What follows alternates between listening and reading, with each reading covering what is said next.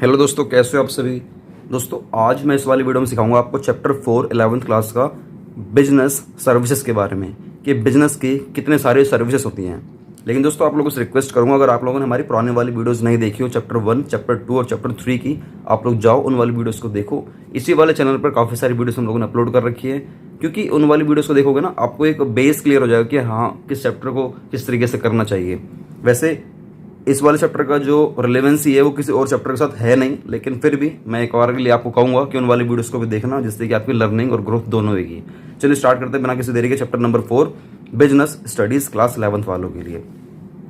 दोस्तों ये business service होता क्या है, जो कि हमारा बिजनेस स्टडीज में आता है। बिजनेस सर्विस क्या होता है? बिजनेस का काम सिर्फ माल बेचना ही नहीं होता है, बिजनेस का काम सर्विस देना भी होता है, जिससे कि जो माल बिक रहा है वो और काफ़ी अच्छे तरीके से बिकेगा और हमारा जो कस्टमर है हमेशा अगले परमानेंट हो जाएगा। तो बिजनेस को काफ़ी टाइप से सर्विस देनी पड़ती है, और कुछ सर्विस ऐसी होती है जहाँ पर माल से कोई संबंध नहीं होता है, वो सिर्फ सर्विस होती है।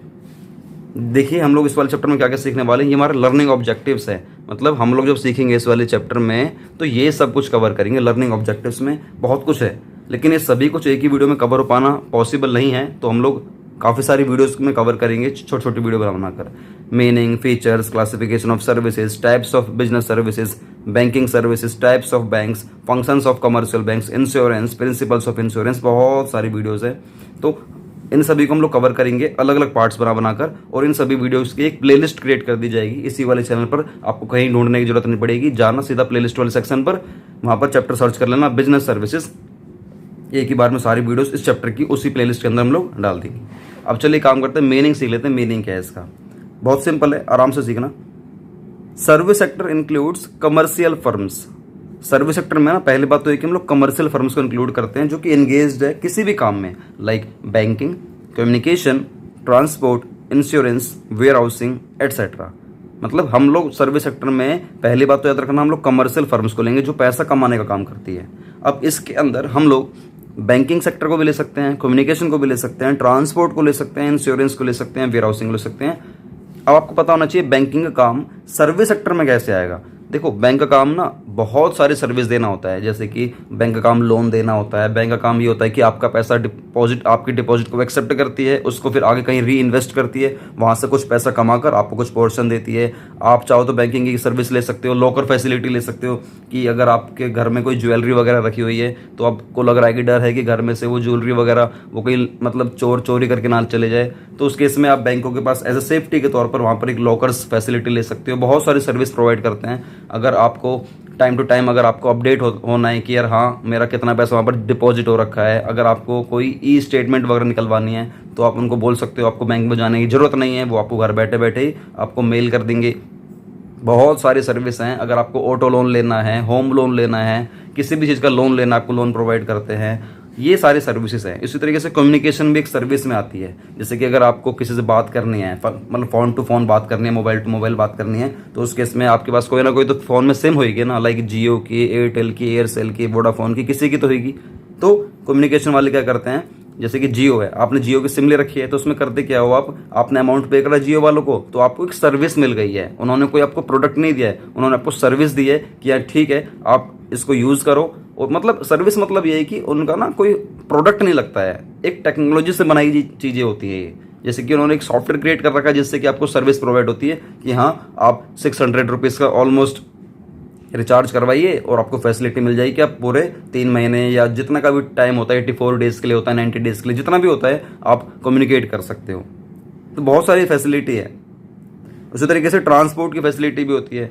अब मान लीजिए आप इंडिया कैपिटल दिल्ली में जा रहे हो, आपने कोई सामान ले लिया है, वो बहुत भारी हो गया और आप अकेले हो, तो उस केस में होता क्या है कि वही जो शॉपकीपर आपको ट्रांसपोर्ट की फैसिलिटी दे देगा। मतलब वो आपसे एड्रेस लेगा कि आप कहाँ रहते हो, उस जगह पर आपको खुद ही माल पहुँचवा देगा। तो उसमें होता क्या है कि बीच में कुछ लोग होते हैं जो इसका काम करते हैं, एजेंसी वगैरह होती है, तो वो एजेंसी उस शॉपकीपर से पैसे ले लेती है और शॉपकीपर आपसे बस चार्ज कर लेता है, तो आपके पास ट्रांसपोर्ट के थ्रू आपका जो माल आपके पास पहुंच जाता है। तो ये सारी फैसिलिटी हैं। देखियो इंश्योरेंस की फैसिलिटी मिल सकती है कि आपको अगर डर है इस बात का कि आने वाले टाइम में कहीं आपकी हेल्थ के संग कुछ गलत ना हो जाए, और जो हॉस्पिटल वाले काफ़ी बड़ा अमाउंट चार्ज करते हैं, तो आपको ऐसा ना हो कि उस दिन कुछ दिक्कत का सामना करना पड़े कि पैसा हो सकता है आपके पास अवेलेबल ना हो। तो उस केस में आप अपना हेल्थ का इंश्योरेंस करवा सकते हो, अपनी फैमिली का भी, जितने भी आपकी फैमिली में मेंबर हैं उन सभी के हेल्थ का इंश्योरेंस करवा सकते हो। इंश्योरेंस कराओगे तो आपको फैसिलिटी मिल जाएगी कि कभी अगर आपको, भगवान ना चाहे लेकिन कभी हो, तो उस केस में आपको इंश्योरेंस से फैसिलिटी मिल जाएगी, आपको कोई पैसा देने की जरूरत नहीं है, वो सारा पैसा इंश्योरेंस कंपनी ही प्रोवाइड करेगी। ये सभी क्या है, सर्विसेज है ये, कहीं वो आपको माल नहीं बेच रहे हैं कुछ, ठीक है ना। आप कहोगे सर ये भी तो माल ही है, ये प्रोडक्ट है, ये एक सर्विस है ना। आप देखिए 1 किलो 2 किलो चीनी लेकर जाते हो, चीनी लेने के लिए जाते हो मार्केट में, तो आपने पैसे दिए दुकानदार को, चीनी लेकर आया, मतलब हाथ में कुछ है। अब आपने इंश्योरेंस करवाया, या आपने चलो बैंकिंग सर्विस ले ली है, या कम्युनिकेशन सर्विस ली, ट्रांसपोर्ट सर्विस ले ली, आपके हाथ में कुछ है। बताओ, आपने दिल्ली से, जो दिल्ली कैपिटल है, वहाँ पर किसी शॉपकीपर से आपने उसको बस अमाउंट पे करा और आपका माल घर पहुंच गया। आपके हाथ में कुछ था उस जर्नी में भी, ये बताओ। नहीं ना, वो सर्विस है। मैं आपको पढ़ा रहा हूँ, बताओ आपके हाथ में कुछ आ रहा है इस वक्त? नहीं। मैंने पढ़ाया, आप यूट्यूब पर वीडियो देख रहे हो, मैंने जो पढ़ाया वो मेरे मुंह से निकला और आपने सीखा तो आपके माइंड के अंदर गया। आपके हाथ में क्या है मुझे ये बताओ? नहीं है ना। तो ये सब सर्विस हैं। जितने भी लॉयर हैं, जितने भी सीए वगैरह बैठे हुए हैं, अगर आपको इनकम टैक्स की रिटर्न भरवानी है, आपको जीएसटी काम करवाना है, तो वो काम कर देता है आपको और आपको पैसे दे देने होते हैं। आपके हाथ में क्या आता है मुझे ये बताओ? कुछ नहीं आता ना, सब सर्विसेज में आती हैं। इसी तरीके से वेयर हाउसिंग सर्विस होती है। वेयर हाउसिंग मतलब होता है आपके पास बहुत ज़्यादा माल रखा हुआ है, मतलब आपका जो ट्रांसपोर्ट का जो माल है, ये तो है नहीं कि दिल्ली कैपिटल से सिर्फ आपने माल मंगवाया होगा, पता नहीं कितने सारे लोगों ने मंगवाया होगा। तो वो जो दुकानदार है उतना सारा माल को स्टॉक कर कहीं तो रखता होगा ना, क्योंकि ये तो है नहीं कि कल ही माल पहुंच जाएगा, किसी का परसों जाएगा, किसी का 2 दिन बाद, 3 दिन बाद, 4 दिन बाद जाएगा। तो ये लोग माल को स्टोर करने के लिए ये वेयर हाउसिंग की फैसिलिटी ले लेते हैं। बहुत बड़े बड़े जो गोडाउन होते हैं, बहुत बड़े बड़े बेसमेंट होते हैं, ये ले लेते हैं, रेंट पे ले लेते हैं, तो फैसिलिटी प्रोवाइड हो जाती है। तो बहुत कुछ है। तो गाइस काफ़ी, अभी एक काम करते हैं, थोड़ा सा और हम डिटेलिंग में देख लेंगे इसको। मैंने आप लोगों के लिए कुछ गूगल से चार्ट डाउनलोड करे हुए हैं, या कह सकते हो कि पीडीएफ डाउनलोड करी हुई है, कुछ कंटेंट डाउनलोड करा हुआ है। पहले यहाँ तक पढ़ लेते हैं, फिर सीखते हैं उसको। The service sector constitutes the basic infrastructure which is a must for smooth flow of business activities. अगर आपको ये सारे काम करने हैं ना, तो आपके पास यार कम से कम ना बेसिक इंफ्रा तो होना ही चाहिए। बेसिक इंफ्रा मतलब ये है कि आपके पास कुछ ऐसे सर्विसेज होनी चाहिए जिससे कि आप कुछ तो बिजनेस ऑपरेट कर पाओगे ना। अगर आपको वोडाफोन का काम करना है, ये जो सिम वगैरह बेचने का काम करना है, तो आपके पास एटलीस्ट वो सॉफ्टवेयर की फैसिलिटी आपके पास होनी ही चाहिए। ये बेसिक इंफ्रास्ट्रक्चर है ना। आपके पास सिम कार्ड अवेलेबल होने चाहिए जिसके अंदर वो डेटा स्टोर करा जाएगा, फिर पब्लिक उसको यूज़ करते हैं 84 डेज के लिए। 84 डेज है, जितने भी डेज के लिए आप करवाओगे, तो एटलीस्ट आपके पास बेसिक इंफ्रा तो होना ही चाहिए। इन द रिसेंट पास्ट, अगर रिसेंट पास्ट की बात करें, बिल्कुल थोड़े ही कुछ टाइम पहले की बात करें, the role of service sector in the Indian economy is growing faster than agriculture and industry. Agriculture और इंडस्ट्री को मतलब पीछे कर दिया हमारा जो सर्विस सेक्टर है। जो रोल है ना हमारा सर्विस सेक्टर का, बहुत ज़्यादा है हमारी इंडियन इकोनॉमी में, वो बहुत ज़्यादा ग्रोइंग फास्टर, बहुत तेज होता चले गया। मतलब एग्रीकल्चर को पीछे छोड़ दिया, इंडस्ट्री को पीछे छोड़ दिया। सोचो, तो इनका बहुत ज़्यादा मतलब रोल प्ले है हमारे देश की जीडीपी में, हमारे देश की इकोनॉमी में। A variety of services are available to meet changes of economy. अगर आपको इकोनॉमी में जो भी चेंजमेंट वगैरह आ रहा है, जो भी कुछ चेंजमेंट आ रहा है हमारे देश में, तो उसके तरीके के हिसाब से ही ना इन सर्विस सेक्टर वालों को ना वैरायटी ऑफ सर्विसेज लेकर आनी पड़ती हैं। बहुत सारी सर्विस लेकर आनी पड़ती है। मान लीजिए जियो लेकर आया था कि मैं 600 रुपये में 3 महीने का फ्री, मतलब 3 महीने का नेट दे दूँगा 600 रुपये में। वोडाफोन भी ले आया, एयरटेल भी ले आया, पर चला किसका? जियो का ही चला। वोडाफोन भी टक्कर में आ गया अब। तो इसी तरीके से मतलब अगर इकोनॉमी में कोई चेंजमेंट आ रहा है, तो आप लोगों को भी अपनी वेराइटीज़ ऑफ सर्विसेज को भी चेंज करना पड़ता है। आपके पास वो बहुत सारी वेराइटी ऑफ सर्विस आपके पास होनी चाहिए, जिससे कि आप इकोनॉमी में जो भी चेंजमेंट आ रहा है ना, आप उससे मतलब आप उसको डिफीट कर पाओगे, उससे आप कॉम्पीट कर पाओगे, लड़ाई कर पाओगे, फाइट कर पाओगे। And the requirements of the investor, जो भी इन्वेस्टर की जो रिक्वायरमेंट है उसके हिसाब से आपको वेराइटी ऑफ सर्विसेज को अवेलेबल करवाना पड़ता है मार्केट में। अब इन्वेस्टर की डिमांड आ रही है, इन्वेस्टर की रिक्वायरमेंट आ रही है, जो आपकी कंपनी पैसा लगाएंगे कि यार मतलब उनको प्रॉफिट ज़्यादा चाहिए या वो कुछ और ज़्यादा चाहते हैं, तो उनके हिसाब से भी आपको सर्विसेज अवेलेबल करानी पड़ेगी। और कस्टमर के हिसाब से भी आपको सर्विस अवेलेबल करानी पड़ती है। जैसे कि कस्टमर को इस बात का मतलब हमेशा डर रहता है कि यार मेरी जो सिम है, मेरा नेटवर्क कभी तो डाउन चले जाता है, कभी अप कभी डाउन कभी अप। तो इस केस में जो कम्युनिकेशन वाले हैं, जियो, एयरटेल, वोडाफोन, जो भी हो, इन लोगों को एक टीम बैठानी पड़ती है एज अ सर्विस के तौर पर, जिसे बोलते हैं हम लोग कॉल सेंटर। तो जो कॉल सेंटर वाले होते हैं इन लोगों को मतलब फ़ोन करोगे आप लोग वोडाफोन वाले कंपनी वालों को, वहाँ की टीम का बंदा उठाएगा फ़ोन, वो आपको ना कम्युनिकेट करके सर्विस प्रोवाइड करता है कि हाँ जी बताइए हम आपकी कैसे हेल्प कर सकते हैं, तो आपकी प्रॉब्लम को सॉल्व करते हैं। तो इस तरीके से हम लोगों को एम्प्लॉयज़ की जो भी रिक्वायरमेंट वगैरह है उसको भी देखना पड़ता है, वो क्या चाहते हैं, उनकी चाहत भी देखो ना क्या है, उसके हिसाब से कंपनी प्रोडक्ट्स को लॉन्च कर देती है। The significance of service sector is gaining momentum. Sir जो मतलब मेन सिग्निफिकेंस क्या है, मेन सिग्निफिकेंस मतलब महत्व क्या है हमारे सर्विस सेक्टर का, आपको पता है महत्व क्या है, इज गेनिंग मोमेंटम। मोमेंटम मतलब होता है गति, एक चाल लेकर आना, यही महत्व होता है किसी भी सर्विस सेक्टर का कि हम जो बिजनेस कर रहे हैं वो काफ़ी स्मूथली रनिंग में जाए और काफ़ी आगे जाए, मतलब मोमेंटम में, मतलब एक गति में, एक चाल में, यही सिग्निफिकेंस होता है, यही महत्व होता है। And it has become a major thrust area in the field of business, और यही इसीलिए बोला गया है कि ये जो हमारा सर्विस सेक्टर है ये हमारे इस वाले फील्ड में बहुत ही ज़्यादा मेजर थ्रस्ट एरिया बन चुका है, बहुत ही ज़्यादा थ्रस्ट एरिया बन चुका है। राइट गाइस, थ्रस्ट मतलब धमाकेदार, थ्रस्ट मतलब धमाकेदार एरिया बन चुका है हमारे इस वाले बिजनेस में। अब हम थोड़ा सा और आगे बढ़ने से पहले मैं आप लोगों को थोड़ा सा डिटेलिंग में लेकर जाऊंगा बैंकिंग के बारे में, कम्युनिकेशन के बारे में, ट्रांसपोर्ट के बारे में, इंश्योरेंस के बारे में, वेयर हाउसिंग के बारे में, कि टॉप 10 में ऐसे कौन कौन से सेक्टर्स हैं बैंकिंग में, कौन कौन सी बैंक्स हैं जो ऑपरेट कर रहे हैं। तो आपको थोड़ा सा डिटेलिंग में क्लियर होना चाहिए, क्योंकि आप वो बच्चे नहीं हो जो और बच्चे हैं उनको बस यही पता होगा बैंकिंग होता है, कुछ सर्विस सेक्टर में कम्युनिकेशन होता है, ट्रांसपोर्ट होता है, इंश्योरेंस होता है, वेयर हाउसिंग होता है। नहीं, आपको तो ये पता ही है, बल्कि इसके अंदर भी टॉप 10 में कौन से बैंक्स हैं, टॉप 10 में कौन सी कम्युनिकेशन है, टॉप 10 में कौन कौन से ट्रांसपोर्ट आ रहे हैं, टॉप 10 में कौन कौन से इंश्योरेंस आ रहे हैं, आपको सभी कुछ चलने वाली पता। तो एक काम करते हैं हम लोग चलते हैं स्क्रीन पर सीधा। तो ये आप लोगों के सामने फ़ोन खोल दिया है मैंने, ठीक है। तो मैंने आप लोगों के लिए पहले ही मैंने ये सब कुछ सर्च करा हुआ है। तो एक काम करते हैं, पहले मैं चलता हूँ इधर, मैं पहले बात करूँगा बैंकिंग की, ठीक है, बैंकिंग की बात करूँगा। तो मैंने यहाँ सर्च करा हुआ है 4 डिफरेंट टाइप्स ऑफ सर्विसेज, मतलब बैंकिंग, मतलब यहाँ पर साफ साफ है कि बैंकिंग की सर्विस क्या क्या होता है। आपको बस ये सीखना है इस वाले में से कि जो बैंक है वो क्या क्या सर्विस प्रोवाइड करता है। ये जैसे कि यहाँ पर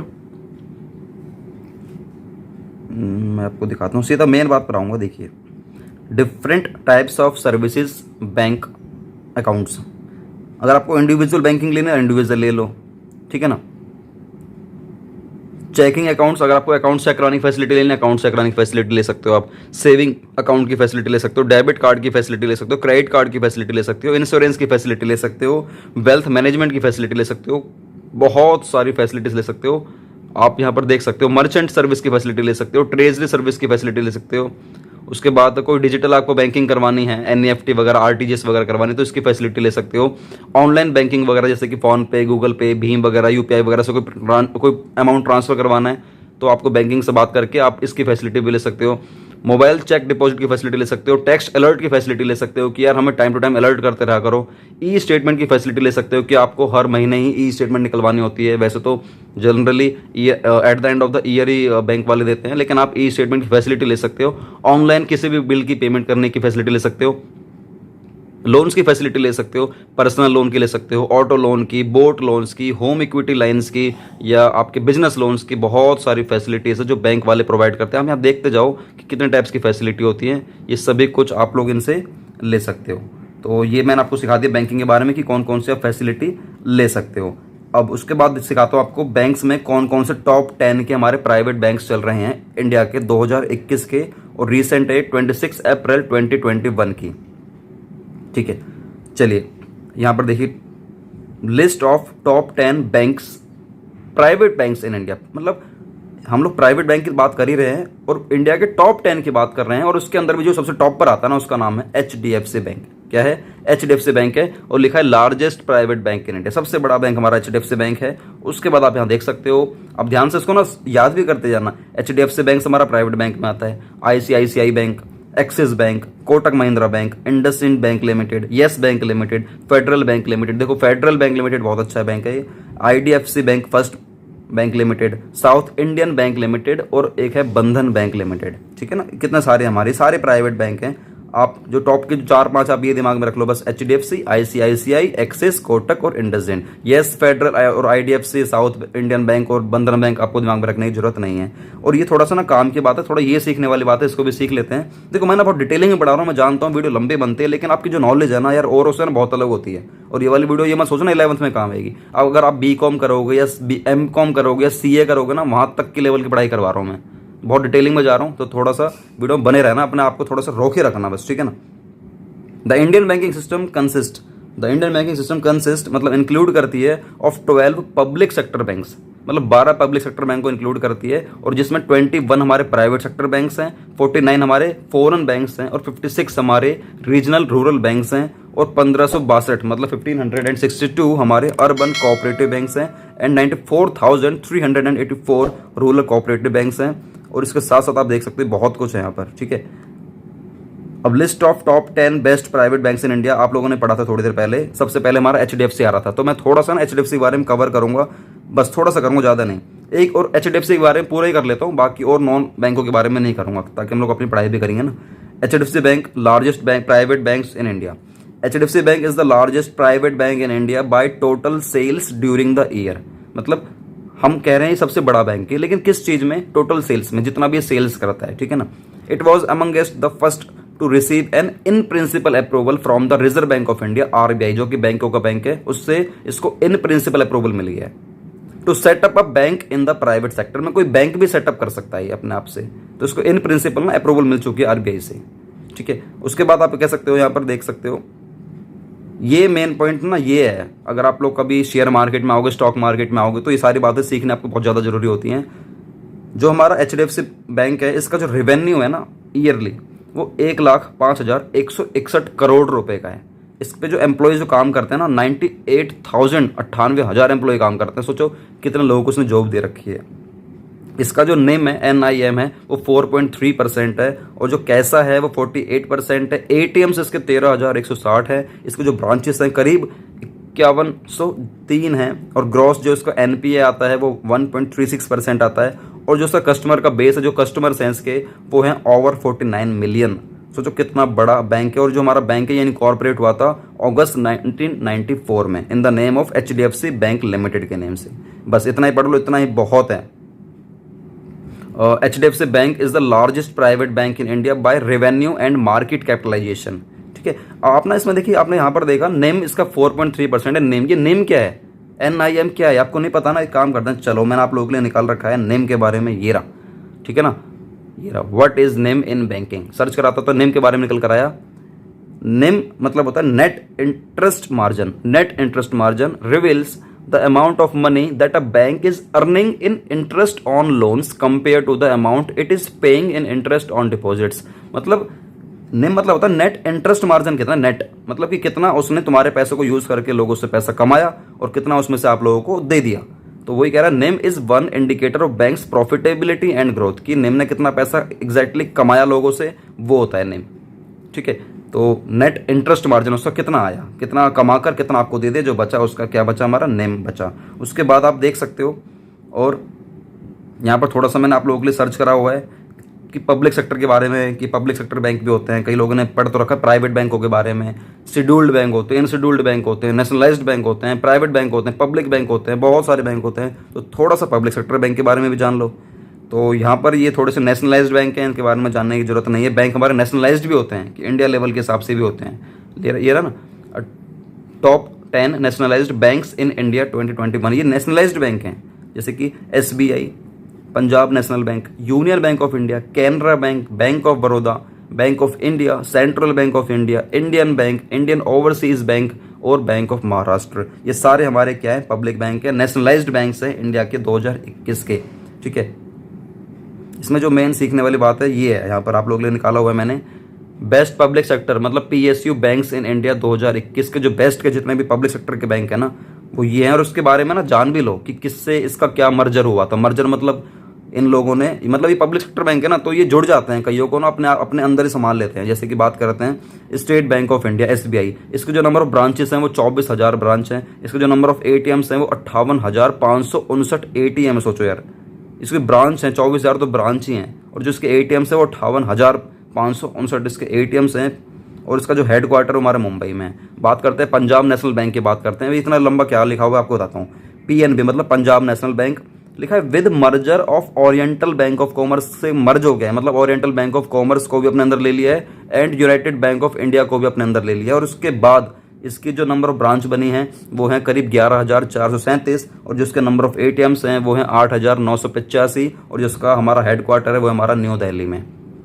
ऐसे ही बैंक ऑफ बड़ौदा के बारे में देख लो, इसका मर्जर हुआ है बैंक ऑफ बड़ौदा का विद मर्जर ऑफ देना बैंक और विजया बैंक। हमने सुना होगा ना, देना बैंक विजया बैंक, इन दोनों को मर्जर करके अपने संग ले लिया इसने बैंक ऑफ बड़ौदा ने। और हमारे इसके जो हमारी इसके नंबर ऑफ ब्रांच हैं वो हमारी 8,581 हो गई हैं और इसके जो नंबर ऑफ ATMs हैं वो 10,318 हो गए हैं और इसका हमारा हेडक्वार्टर है वो है बड़ोदरा में। ठीक है ना, बस आज के लिए इतना ही बहुत है बैंकिंग के बारे में। अब बात करते हैं थोड़ा सा कम्युनिकेशन के बारे में, थोड़ा सा ट्रांसपोर्ट के बारे में, थोड़ा सा इंश्योरेंस के बारे में, थोड़ा सा वेयर हाउसिंग के बारे में। मैं चाहूँ तो ये सब कुछ कवर कर सकता हूँ, तो लेकिन थोड़ा थोड़ा जल्दी जल्दी से फटाफट से देख लेते हैं। टॉप 10 हमारे टेलीकॉम सेक्टर में क्या क्या आते हैं, मतलब कम्युनिकेशन में क्या क्या आते हैं। ये क्या आ गया है, ठीक है, top 10 telecom companies in India 2021 और ये हमारा लेटेस्ट डेटा है 30 जून 2021 का। ठीक है, तो देखिए हमारा कम्युनिकेशन में कौन कौन सी कंपनी काम कर रही है। वोडाफोन आइडिया लिमिटेड काम कर रही है, रिलायंस जियो काम कर रही है, भारती एयरटेल लिमिटेड काम कर रही है, भारत संचार निगम लिमिटेड काम कर रही है, महानगर टेलीफोन निगम लिमिटेड काम कर रही है। इस तरीके से आप देख सकते हो काफ़ी सारी मतलब कम्युनिकेशन डिपार्टमेंट में देखो टॉप 10 पे टॉप 5 में लिया है, सबसे पहले वोडाफोन ही लिया है इसमें, देख रहे हो। उसके बाद रिलायंस का जियो लिया है, भारती एयरटेल लिया है। तो इस तरीके से हमारी कम्युनिकेशन में काम कर रही हैं। बात करते हैं ट्रांसपोर्ट में कौन काम कर रहा है, इंश्योरेंस और वेयर हाउसिंग। फटाफट से ट्रांसपोर्ट के बारे में देख लेते हैं। ये हमारे टॉप 10 लॉजिस्टिक्स हैं, मतलब जो ट्रांसपोर्ट का काम करते हैं, माल को इधर से उधर पहुंचाने का। तो गाड़ी देख रहे हो ना, गाड़ी ये माल को इधर से उधर ले जाने का काम करती हैं। फेडेक्स है, ये DHL है, ये माल को इधर से उधर ले जाने का काम करती हैं। That is called transport facility है। टॉप 10 लॉजिस्टिक्स कंपनीज कौन कौन सी हैं हमारे इंडिया के जो काम करती हैं। लॉजिस्टिक मतलब होता है वही काम को, मतलब वर्क को, जो सामान है उसको इधर से उधर पहुंचाने का काम करती हैं। तो टॉप 10 के देख लेते हैं। आपको बस नाम पता होने चाहिए ना, नाम कौन कौन से हैं। बहुत अजीब सा नाम आपको सुनने को मिलेंगे क्योंकि आपने कभी सुना ही नहीं है। जैसे कि पहला है ऑल कार्गो लॉजिस्टिक्स लिमिटेड, ये हमारी एस्टेब्लिश हुई थी इन द ईयर 1995 में। ठीक है ना, it has gained massive success over the years, इसने बहुत ही मैसिव सक्सेस ली है। खैर इसके बारे में जानने की जरूरत नहीं है अभी। ऑल कार्गो लॉजिस्टिक लिमिटेड, आपको बस ये सुन लो कि लॉजिस्टिक्स में ऑल कार्गो लॉजिस्टिक लिमिटेड है जो कि नंबर 1 पे आती है। और उसके बाद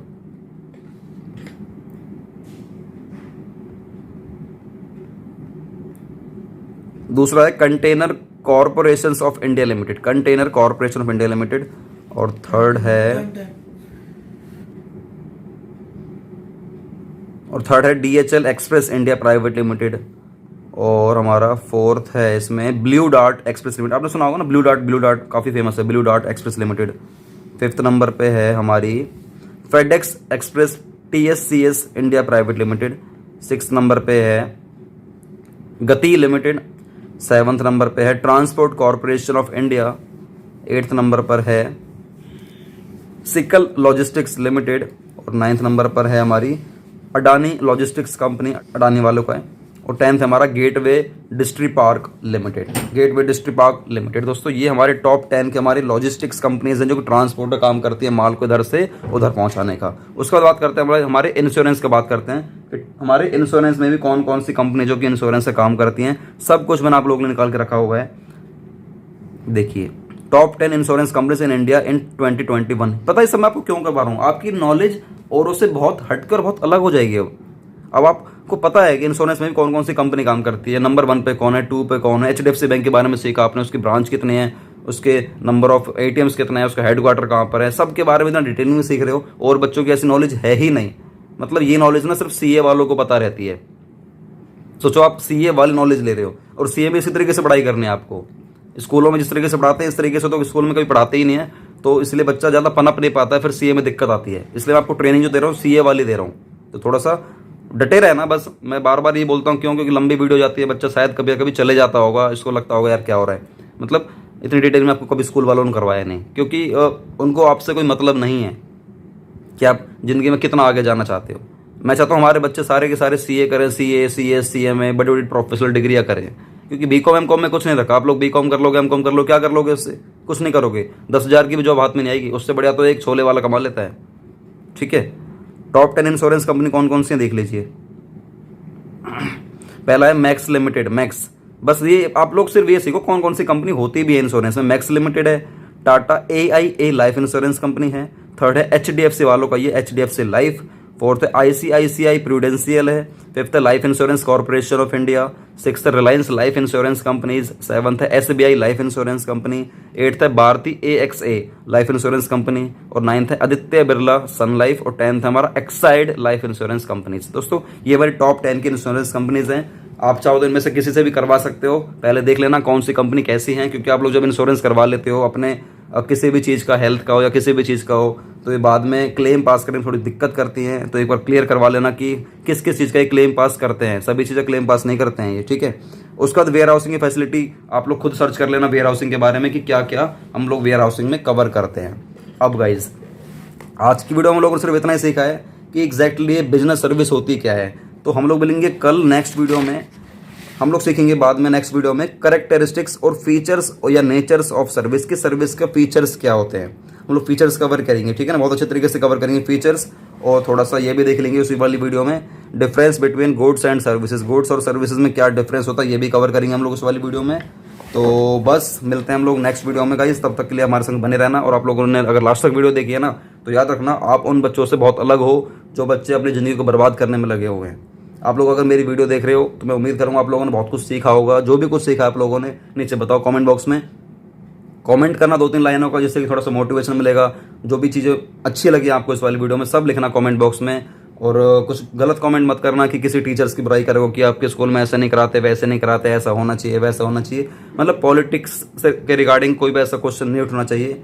बस आप नॉर्मल कमेंट करो वीडियो में अच्छा क्या लगा इस चीज़ के बारे में। अगर आप लोगों ने चैनल को सब्सक्राइब नहीं करा, चैनल को सब्सक्राइब कर देना, क्योंकि हम लोग डेली अपलोड करते रहते हैं वीडियो। हमारी सुबह 8:03 पे वीडियो आ जाती है, और कभी कभार ऐसा होता होगा नहीं आती होगी तो हम लोग करते हैं वीडियो अपलोड, लेकिन टाइम हमारा थोड़ा चेंज हो जाता है। अदरवाइज 8:13 पर, सॉरी मैंने पहले 8:03 बोला था ना, 8:13 पर हमारी वीडियो अपलोड हो जाती है। तो गाइज इसीलिए आप लोग हमारे चैनल को सब्सक्राइब कर दो, जिससे फ्यूचर में आने वाली कोई वीडियो आपसे मिस नहीं होगी। और अगर आप लोग अपने ना इंग्लिश को स्ट्रॉन्ग करना चाहते हो तो हमारी एक आईडी है इंस्टाग्राम पर और यूट्यूब पर चैनल है, इन दोनों का लिंक आपको नीचे डिस्क्रिप्शन में दिया गया है। जाओ सब्सक्राइब करो और फॉलो करो, जिससे कि अपनी इंग्लिश को भी स्ट्रॉन्ग करो। क्योंकि आप लोग जब सीए करोगे ना, तो सीए में एक ना चीज़ डिमांड है सबसे बड़ी, आपका ना इंग्लिश स्ट्रॉन्ग होने चाहिए। इसलिए हम लोगों ने आप लोगों के लिए एक चैनल क्रिएट करा हुआ है यूट्यूब पर और इंस्टाग्राम पर, एक पेज क्रिएट करा हुआ है। जाओ फॉलो करो, हमारी लाइव क्लास में अटेंड हो जाया करो। इंस्टाग्राम पर हम लोग लाइव आते रहते हैं, आप हमसे इंटरेक्ट कर सकते हो। बताना वहाँ पर कि हम लोगों ने आपके सर विनोद सिंगला क्लासेस पर अकाउंट्स की और बिजनेस स्टडीज़ की वीडियोस देखी थी। और अगर आपको किसी टॉपिक पर स्पेसिफिक वीडियो बनवानी है ना, तो नीचे बताना कमेंट बॉक्स में, आप लोगों के लिए स्पेसिफिक वीडियो क्रिएट कर देंगे बहुत ही जल्द। तो गाइस आज के लिए इतना ही, मिलते हैं नई वीडियो के साथ। वंदे मातरम, जय हिंद।